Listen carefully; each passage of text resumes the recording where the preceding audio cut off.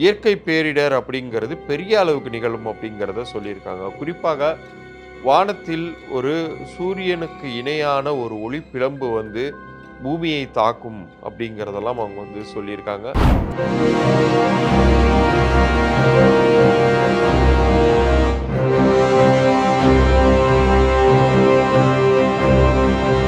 So இது வந்து நமக்கு புதிதல்ல. நெறையா வந்து ஆல்ரெடி வந்து பட்டாச்சு. இன்னும் சொல்லப்போனா எவ்வளோ அடிச்சாலும் தாங்குறாங்க அப்படிங்கிற ரேஞ்சுக்கு இன்னைக்கு வந்து காலம் வந்து நம்மள எல்லாரையும் உலகத்துல, நம்ம இந்தியான்னு மட்டும் கிடையாது, உலக அளவுல எல்லா இடத்துலயும் வச்சு செய்யவே செய்யுது. அது நெருப்பின் மூலமாகவோ, நீரின் மூலமாகவோ, இப்ப இங்க ஒரு ஃப்ளட் ஏற்பட்டுச்சுன்னு நம்ம பார்க்குறோம். இதே ஃப்ளட் தான் வந்து அது யுஎஸ்ஸா இருந்தாலும் நிகழுது, பிரிட்டனா இருந்தாலும் நிகழுது, கனடாவா இருந்தாலும் நிகழுது.